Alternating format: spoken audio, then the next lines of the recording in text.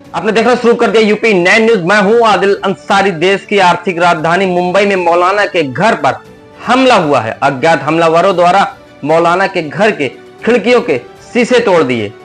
देर रात मौलाना के घर पर हुआ हमला। सूचना मिलने पर स्थानीय पुलिस पहुंची है और पुलिस पूरे मामले की छानबीन में जुटी हुई है। लेकिन मुंबई में एक बार फिर पुलिस की कानून व्यवस्था पर सवाल उठे हैं। मुंबई से सटे मुमरा के पौष इलाके में मौलाना अब्दुल रब मदनी के घर पर हमला हुआ है। अज्ञात हमलावर द्वारा मौलाना के घर के शीशे तोड़ दिए गए हैं। बताया जाता है कि हमला मौलाना के ऊपर बताया जा रहा है।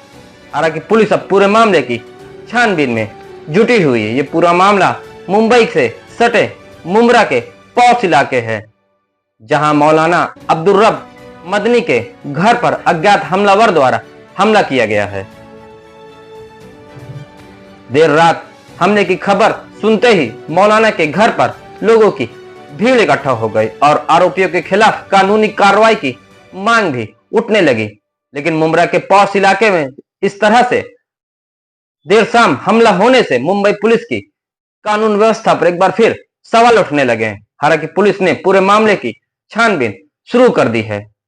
सीसीटीवी कैमरे और दूसरे माध्यमों से पुलिस हमलावरों तक पहुंचने की कोशिश में जुटी हुई है। हालांकि हमला किस वजह से हुआ, किन कारणों से हुआ, इसका पता अभी तक नहीं चल पाया है।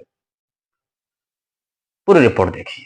और 2 मिनट पहले मैं उसी चेयर पे था, फिर अकेले था, फैमिली नहीं है, परिवार नहीं है, हम 2 ही बच्चे घर पे थे। बच्चा किचन में था, मैं हॉल में अकेला था। तो मैं इस तरफ आके ऐसे जमीन पे लेट के मोबाइल पे बात करने लगा और लाइट डिम करके एसी चालू करके लेट गया। उसके बाद 1-2 मिनट के बाद बहुत भयानक आवाज आई। तो मैं समझा कि मेरे छत पर से कोई चीज गिर गई, लाइट गिरा या कुछ छत का हिस्सा गिरा या क्या हुआ। मैं धीरे से कुछ देर अपने आप को कंट्रोल किया, फिर आके लाइट चालू किया तो देखा कि सामने ये हमारा कांच गिरा हुआ है। तो मैं समझ गया कोई बाहर से वार किया है। तो मैं कुछ देर तो सहम गया, कुछ बोला नहीं, किसी बोला नहीं। तो आवाज दिया, बच्चा आया दौड़ के, बोला बेटा ऐसा ऐसा होगा, कोई हमला किया। मैं सोचा कि शायद इस पे छत पे चढ़ गए होंगे कुछ लोग।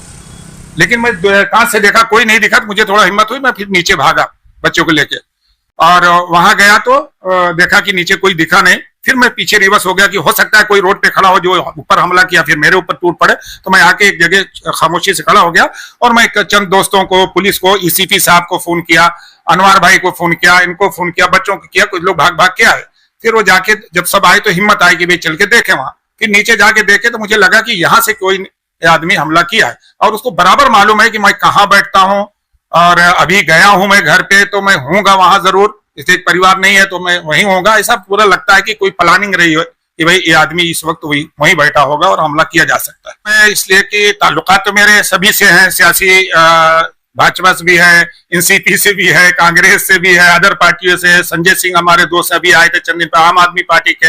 मैं सियासी आदमी हूं नहीं, ताल्लुकात मेरे सबसे है।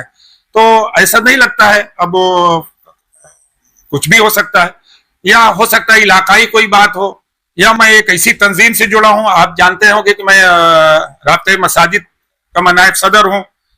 उस लेवल की बात है। अब ये तो पुलिस की जांच के बाद ही मालूम पड़ेगा कि ऐसा क्यों हुआ, क्या वजह थी, कौन किया। सीसी कैमरा देखें या पुलिस जांच करे, मैं क्या कह सकता हूं।